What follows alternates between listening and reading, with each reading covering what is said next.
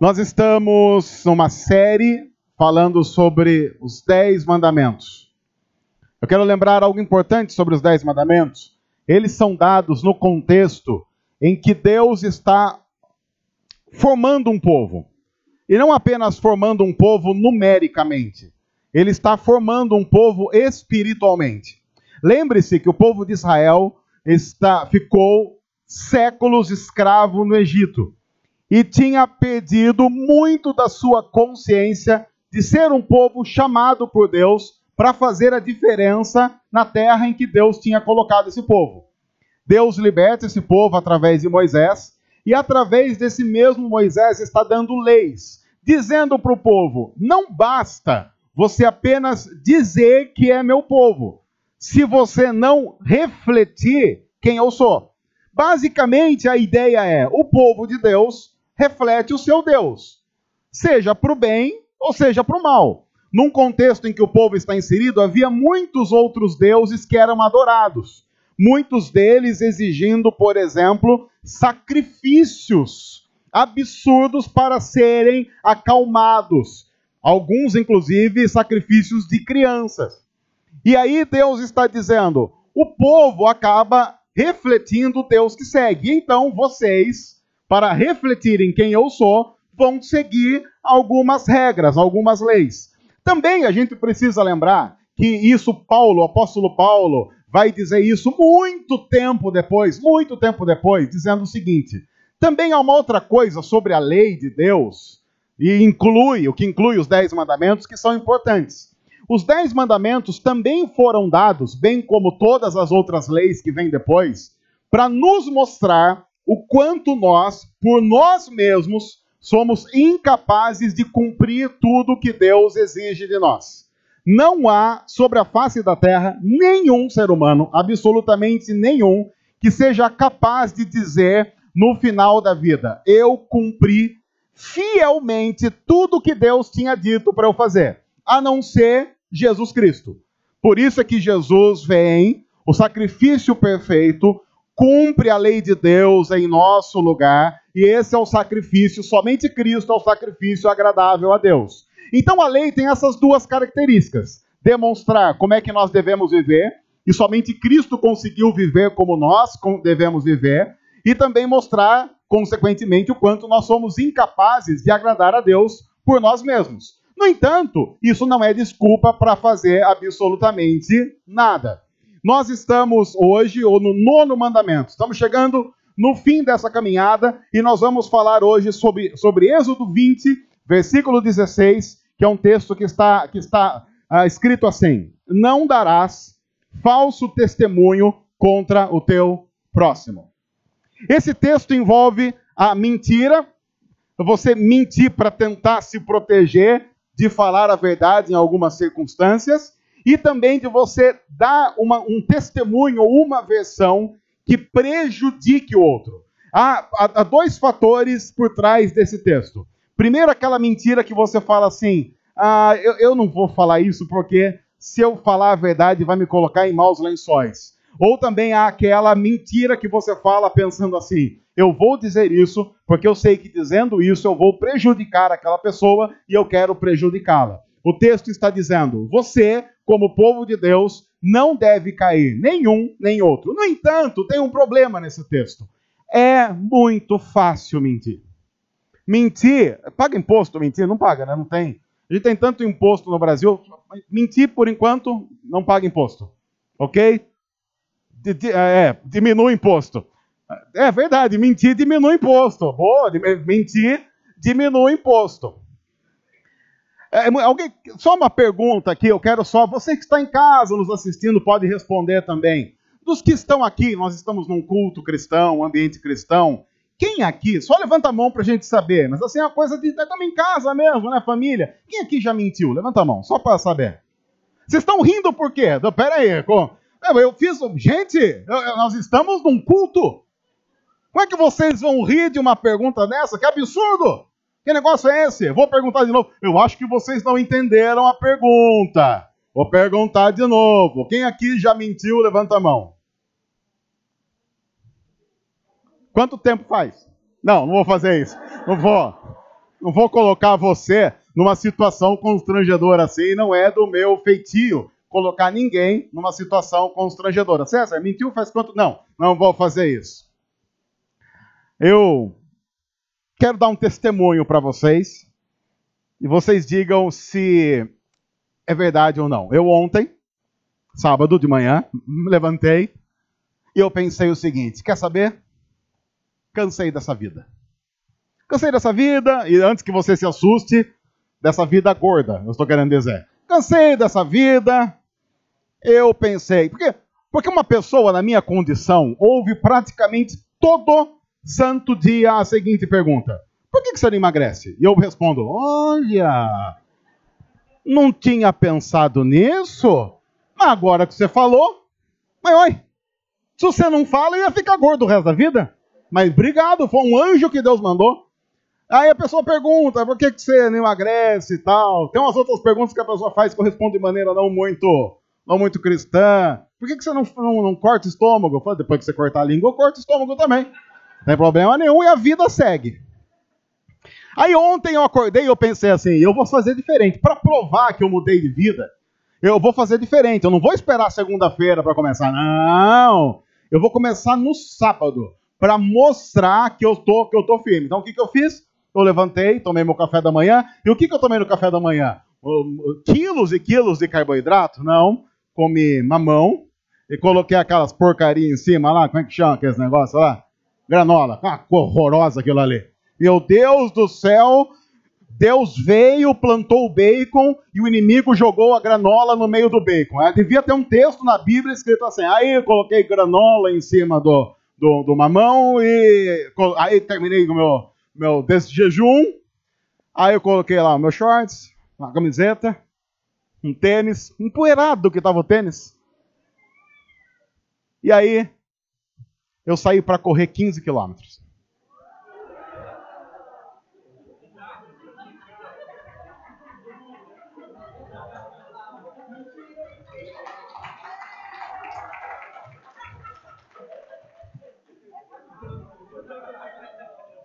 Olha, a gente encerra a pregação por aqui. Agradeço a Deus, tá? A semana que vem, me mande um recado que eu mando o endereço de alguma igreja para vocês frequentarem a partir de semana que vem, porque acho que acabou aqui. Por que vocês riram? Algumas mentiras que são complicadas, né? Não, eu não corri 15 quilômetros. Porque se eu tivesse corrido 15 quilômetros, você estava agora me ouvindo falar na beira de uma cama de hospital. Como é que tá? Tá tudo bem? Fala baixo. Eu morrendo praticamente. Não, eu não fiz isso. Mas, eu vou contar outra história. O meu café da manhã não foi tão bom assim. Não foi tão bom. Foi um café da manhã normal. Pão com café preto. Basicamente foi isso. Eu estava torcendo para que chovesse. Porque, como eu pensei, eu vou fazer uma caminhada. Pensei, torci para que chovesse. Mas ontem estava nublado, eu falei, Deus pode estar do meu lado aí nessa. Mas choveu? Não choveu. Aí eu falei, então eu vou. Animado? Claro que não. Mas coloquei meu tênis, meus shorts, minha camiseta. Corri 15 quilômetros? Não. Corri 10? Não. Corri 5? Não. Corri 1 quilômetro? Corri? Não corri.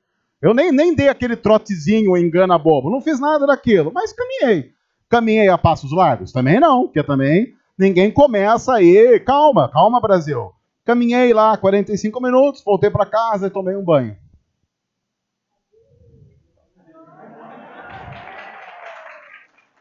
Melhorou? Mas é mentira também.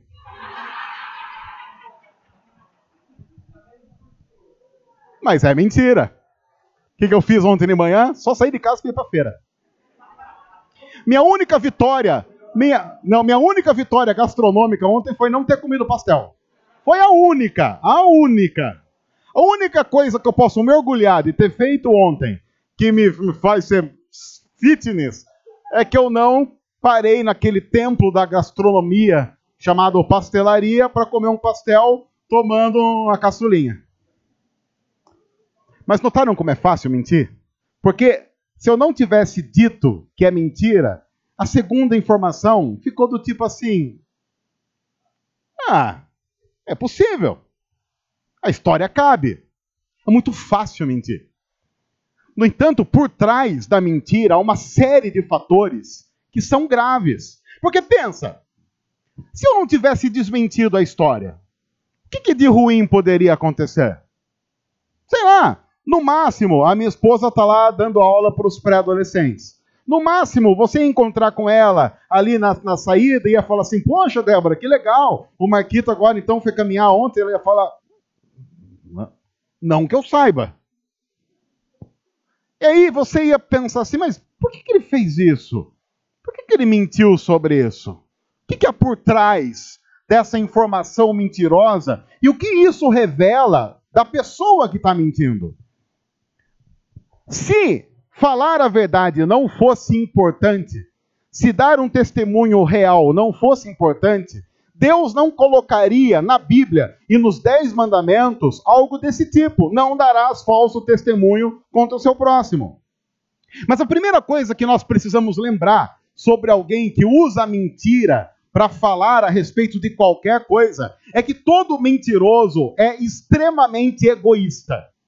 O mentiroso é um egoísta por excelência. Por que a gente mente? Nós mentimos, em primeiro lugar, para tentar mostrar algo que nós não somos. Ou seja, para nos colocar num patamar acima do patamar que nós de verdade estamos. Porque, gente, quem é que mente aqui para o ruim? A não ser que você queira ganhar no ruim. Tem gente que quer ganhar no ruim. Então, você chega para a pessoa e fala assim, tô com uma gripe. E a pessoa não tem nada, mas ela não quer ficar por trás nem na gripe. Ela fala, olha, engraçado você falar isso porque eu tô com uma pneumonia. Aí você fala, eu tô com pneumonia dupla, tuberculose, é tipo truco. 6, 9, ele vai trucando. Enquanto ele não fala, não, inclusive, você não tá sabendo, eu tô conversando aqui com você, mas eu tô morto, você não sabia? Eu tô morto. Enquanto não chegar nesse ponto, ele não para. Por quê? Porque ele quer se mostrar acima de você. E quando nós fazemos isso, é porque de alguma forma e por algum motivo, nós estamos querendo nos colocar num patamar além do patamar ideal para nos mostrar por algum motivo absurdo. Pode ser, inclusive, por uma baixa autoestima. Também a gente pode usar um argumento egoísta de que, não, eu não falo a verdade porque eu quero proteger a pessoa da verdade. Igual quando alguém chega para você, e nós já falamos isso várias vezes, alguém chega para você e diz, tô bem assim, tô bem vestido, e você pensa, meu Deus do céu, onde é que essa árvore de Natal vai desfilar? Você olha para a pessoa e você fala, o que é isso? Mas o que geralmente nós respondemos para uma pessoa que a gente acha que está pessimamente vestida quando ela pergunta para nós se ela está bem vestida? O que geralmente a gente pergunta? A gente não entra nos detalhes, a gente fala o quê? Tá bom. Tá bom? Tá bom, tá bom. Tá bom. Mas tá legal mesmo? Tá legal. Por que a gente faz isso? A gente pode dizer assim, não, eu faço isso porque eu não quero magoar a pessoa. Não, você faz isso para se proteger.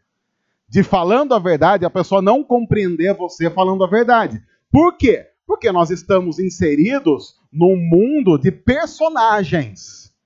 As pessoas não são o que são.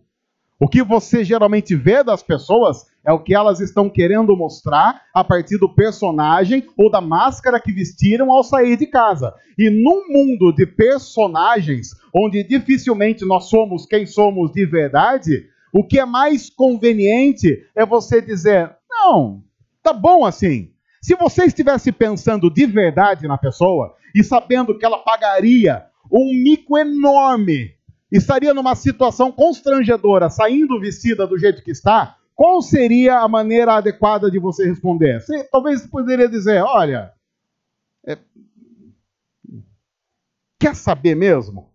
Porque se você perguntar, quer saber mesmo, a pessoa já entendeu a resposta. Você não precisa nem continuar. Se alguém chega e fala assim, gostou? Você fez assim, já está na cara. Também, uma outra coisa importante é que não use a sinceridade para ser o sincerão da rodada e se tornar o mal educado.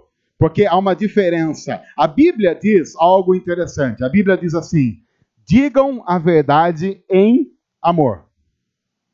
Digam a verdade em amor.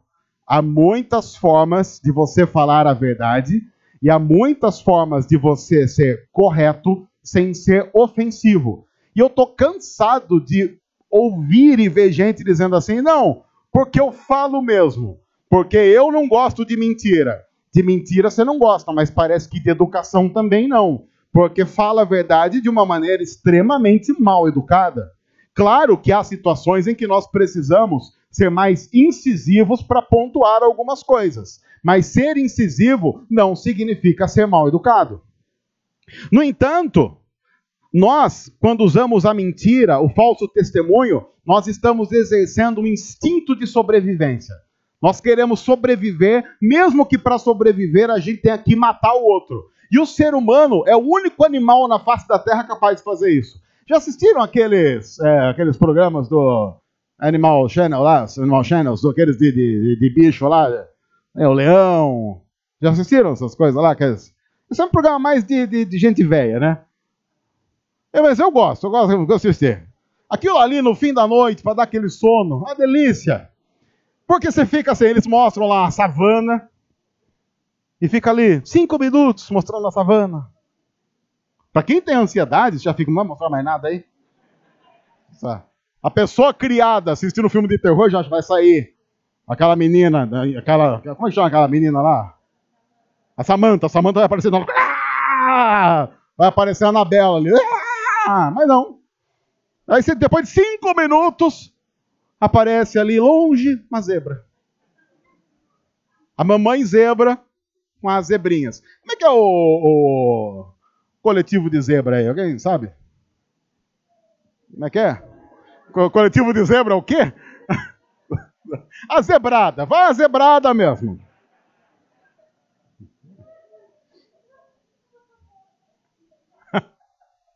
A zebrada. Aí, lá no fundo, a mamãe zebra com o bebê zebra. E aí no primeiro plano aparece quem? O leão. Aí você já sabe, vai dar ruim isso daí. Isso aí vai dar problema. E aí a narração diz assim, e este leão está faminto. Você fala, ixi. E aí de repente o leão olha, e ele vê que tem a mamãe zebra com o bebê zebra. E pelo instinto, quem é que o leão resolve atacar?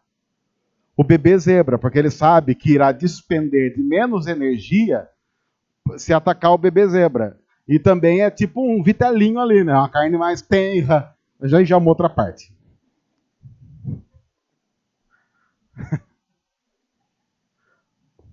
Aí ele vai. Aí ele ataca. E ele pega o bebê zebra.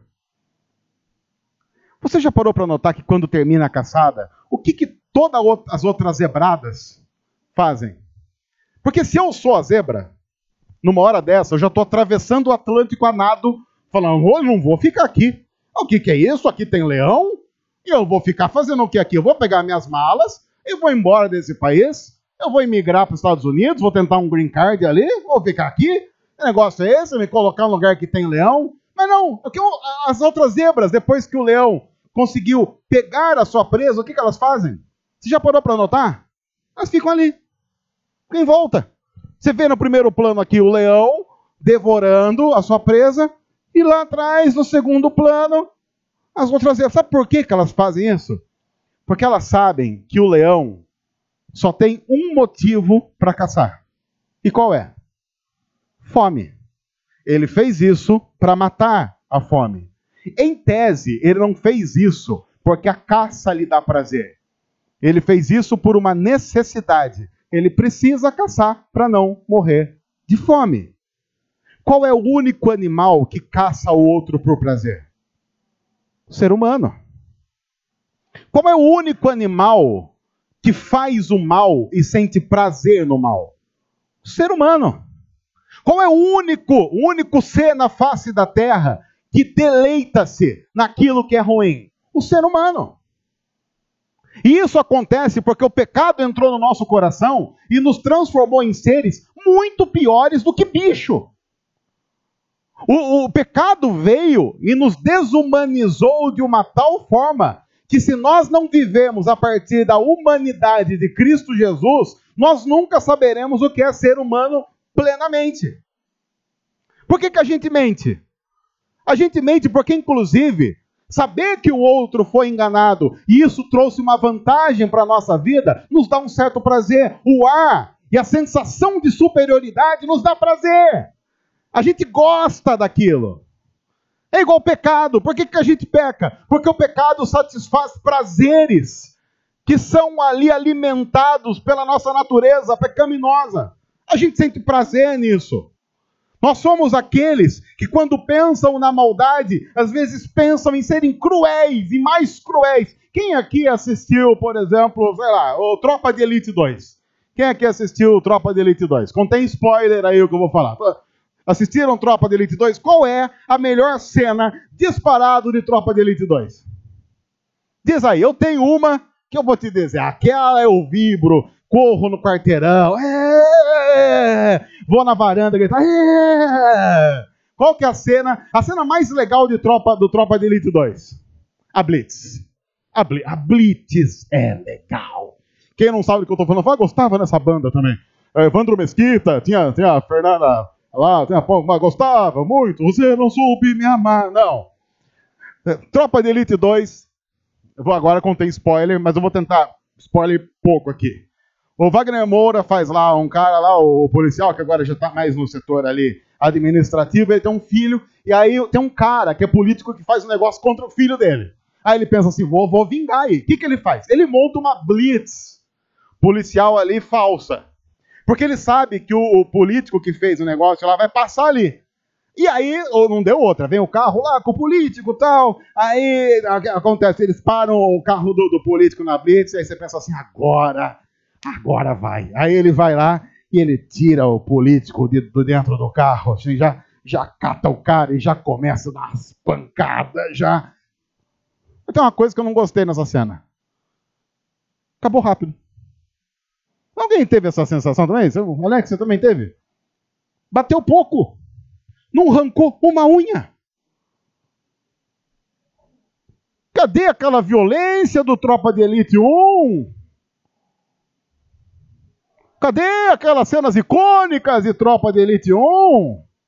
Porque a gente se satisfaz na violência, na maldade, na vingança. Isso está aqui dentro de nós. Está queimando no peito da gente. Por que a gente mente? Porque esse ar de superioridade, de saber que a gente enganou o outro, é uma delícia. E logo depois que a gente mente, a gente ouve a torcida do inferno gritando ensandecida e dizendo, é isso aí, você é nosso, a gente torce por você. Porque afinal de contas, apenas um pequeno detalhe que um tal de Jesus falou aí, numa tal de Bíblia aí. Um tal de Jesus falou assim, quem é o pai da mentira? Segundo um tal Jesus, o pai da mentira é o diabo. E ele diz assim, e o diabo foi mentiroso desde o início. Nós estamos numa época de fake news. Quem que inventou fake news? O diabo que inventou fake news. Quando ele chega para Adão e Eva e diz assim, Eva tinha dito, Deus disse para a gente que se a gente comer da árvore do conhecimento do bem e do mal, a gente vai morrer. Primeira fake news da história, o diabo disse assim, não vai morrer. É certeza que vocês não vão morrer. Quem inventou essa porcaria foi o diabo. E quem segue qualquer leva de mentira está seguindo ou sendo adotado pelo diabo que é seu pai. Há uma outra questão também que a gente precisa abordar, que é o fato da não valorização da verdade. Por que a mentira é tão sedutora? Porque a verdade é complicada de lidar. Porque a verdade nos coloca numa situação de risco. Assumir a verdade nos coloca numa situação de evidência que às vezes nós não queremos estar. No entanto, a Bíblia diz que nós somos o povo da verdade porque seguimos aquele que é a verdade. Eu quero mostrar um desenho para vocês para exemplificar um pouco isso. Nós temos esse desenho. Ele rodou Facebook, internet, você já deve ter visto esse desenho em algum lugar. Nós temos aí dois homens discutindo sobre um número que está no chão. Um está dizendo que é 9, outro está dizendo que é 6. E eu me lembro de quando eu vi isso pela primeira vez, um monte de cristãos, inclusive, replicando esse desenho, dizendo assim, tá vendo? Você não pode ficar lutando, dizendo que uma coisa é daquele jeito, porque tudo depende do ponto de vista. Porque quer ver só? Olhe para esse desenho. O cara que está dizendo que esse número é um 9, o que ele está vendo? Um 9. Ele está vendo um 9. E o cara que está vendo um 6? O que está dizendo que é um 6? O que ele está vendo? Um 6. Viram como é fácil notar, por exemplo, que dependendo do ângulo, a verdade pode ser uma para um e outra para outro? Então por que a gente vai ficar lutando pela verdade, gente, num mundo como o nosso? Porque a verdade é relativa. Você pode ver do seu jeito, eu vejo do meu, e o outro vê de um outro jeito. Talvez alguém olhando de onde nós estamos para lá, iria dizer assim, não, isso não é número nenhum. Vocês estão aí dizendo que é 6 e é 9, mas para mim nem é número isso daí. E alguém iria dizer, tá vendo? Um outro ponto de vista. Agora, há um problema sério nessa questão, que as pessoas não levam em consideração. Quem escreveu esse número no chão? Porque quem escreveu esse número no chão, ou escreveu um 6, ou escreveu um 9. Não importa se você olhe para esse número de um lado ou de outro e diga, é um 6 ou é um 9. O que nós teríamos que fazer para resolver esse problema? Dizer que os dois estão certos? Como é que a gente resolve esse problema? Você tem que perguntar para o autor. Você tem que procurar na fonte. Você tem que perguntar assim, peraí, quem é que escreveu isso no chão? Ah, quem escreveu isso no chão foi o Zé lá da esquina. Então faz o quê? Traz o Zé da esquina para dizer para a gente. Porque o Zé da esquina iria chegar e iria dizer o quê? Eu fiz um número tal. Ou ele diria, eu fiz um 6, ou eu fiz um 9. Só que nós vivemos numa época em que a gente não se preocupa mais com o autor da coisa. Nós nos preocupamos muito mais com o nosso ponto de vista a respeito daquilo que o autor do número. Veja como nós estamos nos colocando num patamar absurdamente fora de qualquer sanidade. Chegamos a um ponto em que não importa mais o que o autor escreveu, importa o que eu vejo a partir disso. Eu me lembro de um tempo atrás, colocaram, sabe aquelas provas de português que a gente fazia, interpretação de texto, que a professora colocava lá assim uma música, e aí você tinha que interpretar, a professora falava assim, segundo o que você está lendo, o que o autor quis dizer com essa letra? Aí você colocava lá a interpretação e ela dava nota de acordo. Eu me lembro de um experimento que foi feito há um tempo, isso tem por aí na internet, que eles pegaram o cara que escreveu a música e fizeram isso escondido. Então, fingindo que o cara era um aluno, então era uma música que ele escreveu. Você acha que o autor que escreveu a música sabe o que estava querendo dizer quando escreveu a música? Quem aqui acha que sim? Só a título de curiosidade, né? Porque de repente você fala, mas ele também não sabe. Não é o Djavan, gente, é um outro. Porque se você perguntar pro Djavan, ele vai falar, eu não sei. Zoom de besouro. Bom. Oi? Sabe sim. Bom. Aí colocaram o autor da música lá e ele fez a prova. Dizendo o que o autor, no caso ele, quis dizer quando escreveu a música. Sabe qual foi a nota que ele tirou? 5. Quando foram falar para o professor, ele falou assim, não sei. Como não sei? É o autor. Aí o professor falou, não, mas essa é a minha forma de ver a música. Bom, então, se o professor está partindo do pressuposto e discordando do autor da música, de que essa é a forma dele ver a música, se esse é o princípio, então qual deveria ser a nota de todos os alunos? 10. Ué, se o princípio é a minha verdade a respeito da coisa, então a partir desse momento tem certo e tem errado? Tem só certo, não tem errado, porque é o jeito que eu vi. Já notou como isso é perigoso? Porque numa sociedade em que não importa mais a verdade objetiva e o que o autor quis dizer, importa o que você entende a partir daquilo que está vendo. E a partir daquilo que você entende do que você está vendo, tem certo e tem errado? Não, tem aquilo que lhe agrada e que lhe dá prazer.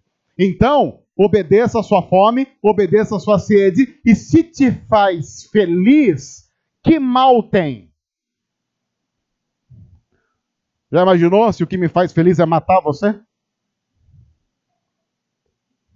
O que me faz feliz pode ter todo o mal por trás disso, se contraria o autor e única verdade existente e o detentor dela, que é Deus. É por isso, por exemplo, nós temos outros dois textos.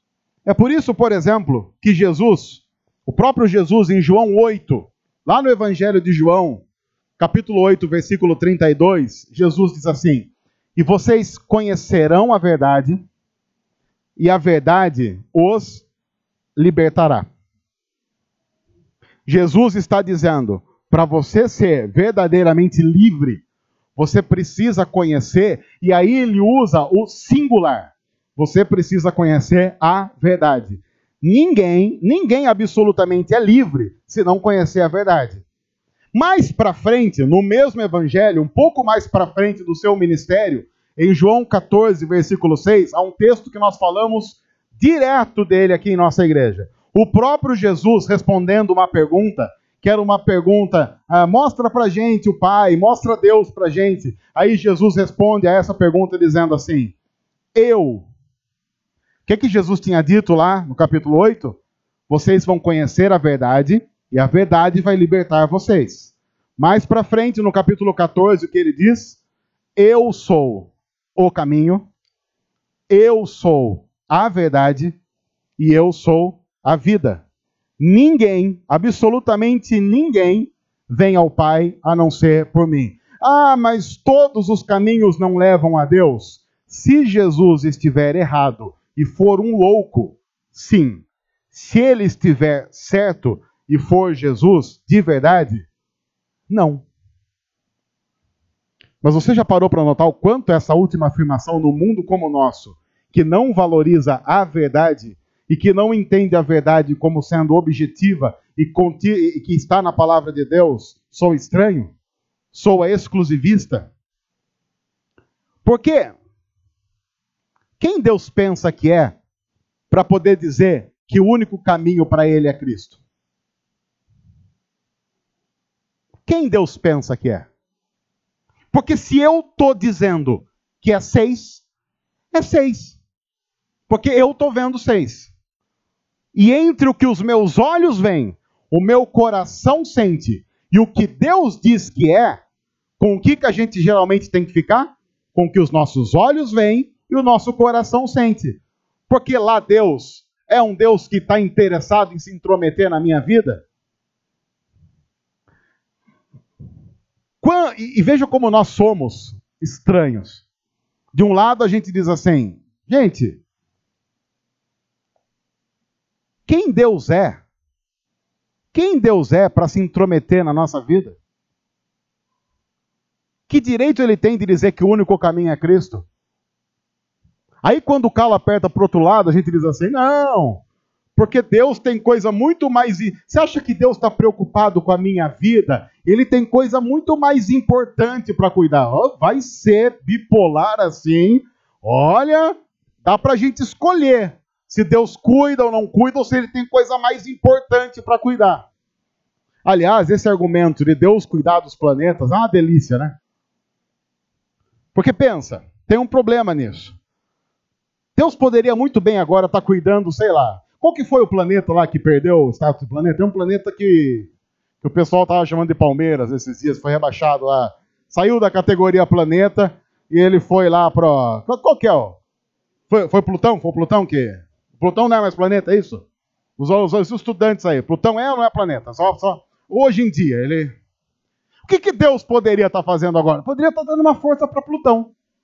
Poderia estar lá dando uma... Setembro Amarelo, vamos lá, hashtag, vai Plutão. Sei lá, uma coisa assim, ajudar ele aí, dar uma animada.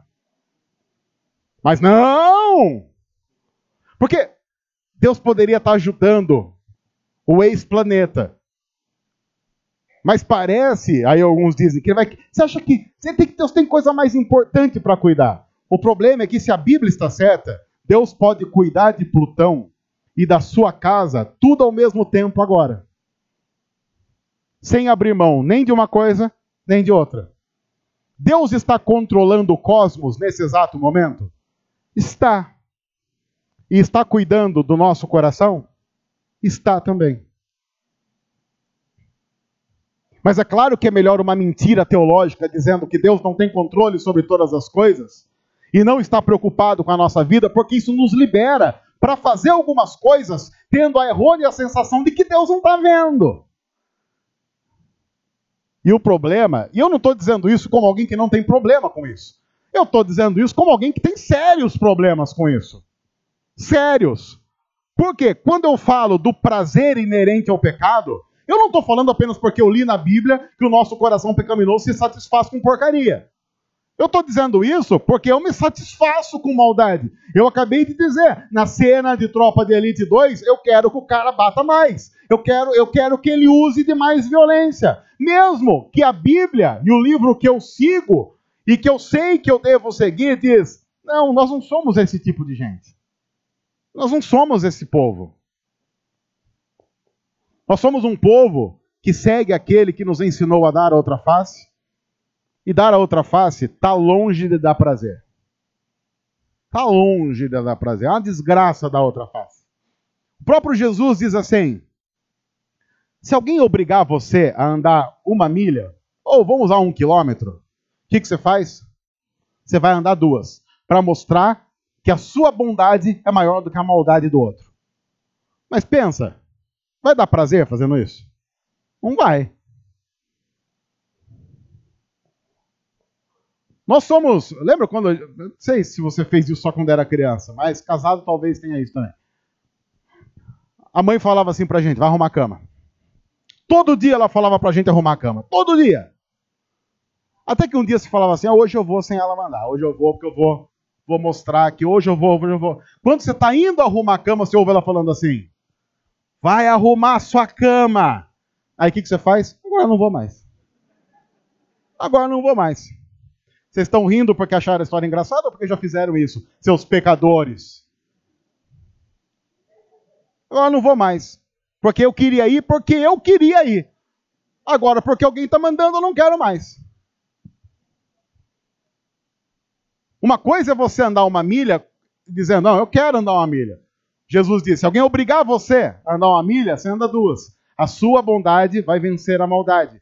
Romanos 12, um outro livro da Bíblia, uma carta escrita por Paulo, ele escreve assim, no capítulo 12, no final do capítulo 12, não deixe que o mal vença você, mas vença o mal com o bem. Mas você pode esperar prazer a partir disso? Dificilmente. O fato de nós não sentirmos alguma coisa não significa que aquela coisa não é legal. Eu brinco sempre com isso, mas há algumas coisas que a gente faz. A alimentação, a gente sabe que há tipos de alimentos que matam a gente. Mas por que a gente come? Porque é gostoso. Alguns mais antigos aqui, atenção, aquele momento que os mais antigos entregarão. Lembram, tem um negócio, não deve ter ainda, mas deve ter outro nome. Na minha infância, década de 90, lembram de mandiopan? Quem é que lembra de mandiopan? Vocês lembram? Quem é que não sabe o que é mandiopan? Mandiopan, vou explicar o que é mandiopan. Mandiopan era um negócio desse tamanho assim, ó. É tipo uma pastilha desse tamanho. Aí você colocava um óleo lá e deixava o óleo bem quente. Quando você colocava aqui no óleo, aquele negócio desse tamanho virava assim. Provavelmente era um demônio que entrava ali, e aquilo... E do que aquilo é feito? Aquilo é feito, sei lá, de câncer, de colesterol, triglicérides. Mas aquilo ali... Se alguém soubesse ainda tem para vender, dá um toque aí, tem?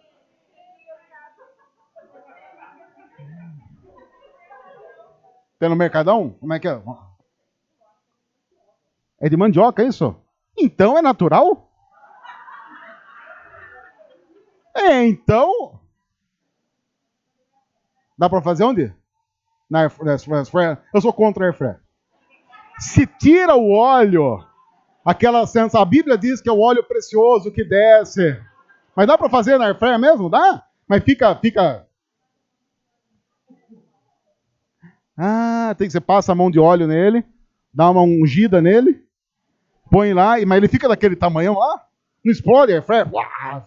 Aquilo é lindo, gente. Você toma aquilo com...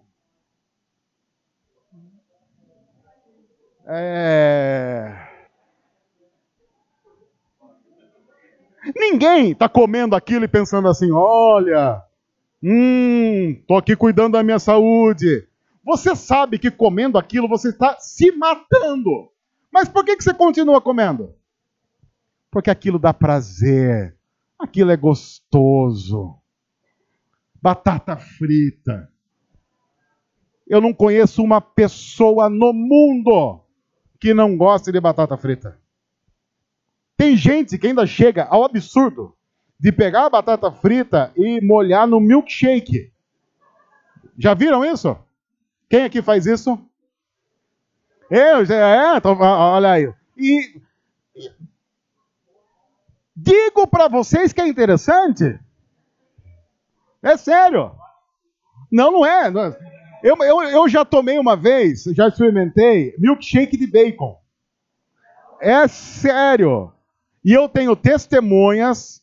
A Débora foi comigo e ela experimentou também. E é bom aquele negócio. Porque eu tenho para mim o seguinte: com bacon qualquer coisa fica bom. Bacon e Nutella, bacon, Nutella e leite condensado, não tem como ficar ruim. Pega uma fatia de bacon, passa Nutella e joga leite condensado em cima, é o perfeito café da manhã dos deuses.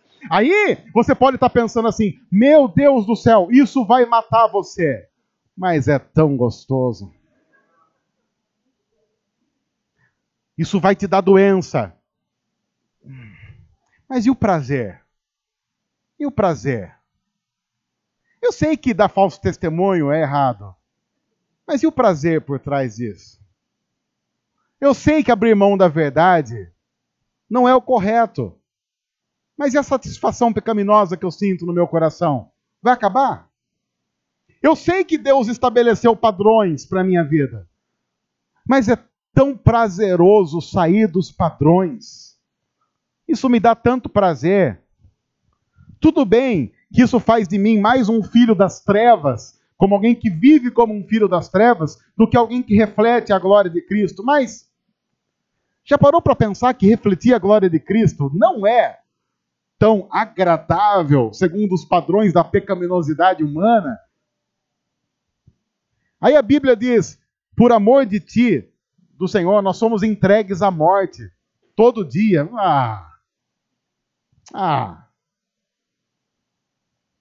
No entanto, Deus está formando um povo. E nós precisamos definir de verdade se nós somos o povo da verdade. Se nós cremos que a verdade liberta. Ela pode não dar prazer momentâneo, mas liberta. E tem muita gente que prefere sentir prazer na prisão do que passar por alguns percalços na liberdade que Deus dá para a gente. Tem muita gente que prefere resumir toda a existência nos breves anos que nós passamos aqui, enquanto esse corpo nos limita, ao invés de investir todos os nossos sonhos e projetos na construção do reino de Deus, que é eterno. E redescobrir o verdadeiro prazer, que não tem a ver com a satisfação da nossa pecaminosidade, mas tem a ver com saber que um dia todos nós estaremos para sempre com o nosso Deus, vivendo de maneira plena todos os prazeres que Ele tem para nós. O John Piper, um pastor americano, num livro chamado Em Busca da Alegria, embora eu nem sei se na outra edição esse livro ainda tem esse nome, ele diz assim, o problema não é que Deus quer tirar a diversão. O problema não é que Deus quer tirar o prazer da gente. É que Deus está notando que a gente está se contentando com pouco. E Deus quer sempre um mais para a gente. Só que a gente não acredita no mais que Deus tem para nós. E vamos nos contentando com pouco. Qual é a melhor sobremesa do mundo? Vamos tentar um consenso aqui. Eu sei que a gente não vai chegar numa unanimidade, mas se você pudesse escolher uma sobremesa para ser a sua sobremesa até o fim da vida, qual você escolheria? Pavê, o que mais? Pudim de leite, só coisa boa aí, gente, que maravilha. Hoje nós vamos sair aqui com uma fome. O que é? Bombom de travessa, aceito. Não. O que mais? Bolo Floresta Negra. O que mais? Chocolate. Chocolate e chocolate. Sorvete. Imagine que você tem como a sua sobremesa preferida pudim de leite. E você está no local que tem pudim de leite. E o dono da casa fez o pudim de leite para você, porque ele sabe que é a coisa que você mais gosta. E ele vai ficar feliz em ver você comendo aquilo. Ou então o dono da casa fez um melhor bolo Floresta Negra da história. É aquele bolo Floresta Negra que você diz: meu Deus, levaram isso a um outro patamar. No entanto, você nota logo depois de você comer o seu almoço ou o seu jantar, que tem uns, diz aí sei lá, pé de moleque é bom. Paçoca é bom também. Figo em calda, mas figo em calda alguém deve gostar. Alguém aqui acha que a melhor sobremesa do mundo é figo em calda? Alguém? Aí tem lá, figo em calda. A minha sogra faz figo em calda. Não vou falar figo em calda para não dar problema em casa.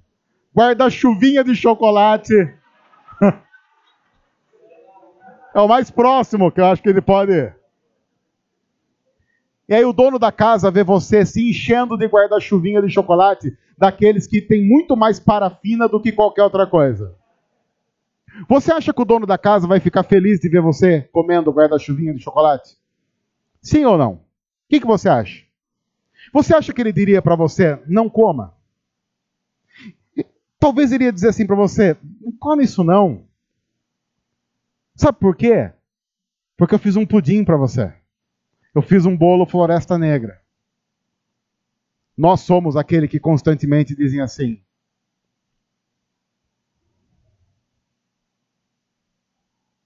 Senhor, pega toda a sobremesa que o Senhor fez e morra com ela. Porque eu sinto prazer no guarda-chuvinha de chocolate. Aí o John Piper diz: não é que Deus não quer que você sinta prazer. É que Ele sabe que você sente prazer nas coisas erradas. E Ele tem coisas muito melhores para você. Basta você esperar. A hora da sobremesa está chegando.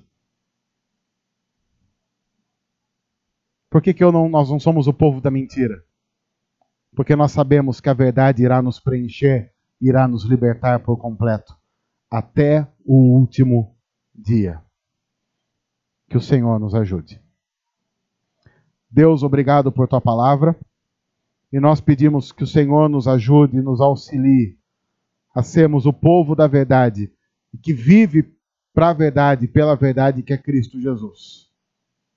Ajuda-nos a compreender que o que aconteceu na cruz, a morte de Jesus em nosso lugar, pagando o preço, vivendo uma vida perfeita em nosso lugar, nos desafia a uma vida que tem a cruz como alvo, que tem o prazer do Senhor como alvo, como nosso maior desejo. Ensina-nos isso, Pai. Ensina-nos a sermos um povo que vive de maneira que agrade ao Senhor, constrangidos pela cruz, pelo grande amor que o Senhor tem por nós. Nos ajuda a entender o Evangelho não como um peso, mas como um privilégio que o Senhor nos dá. Nós pedimos que o Senhor faça isso em nós. Nós pedimos que o Senhor faça isso através de nós. E nós pedimos isso em nome de Jesus. Amém. Amém. Olá pessoal, tudo bem?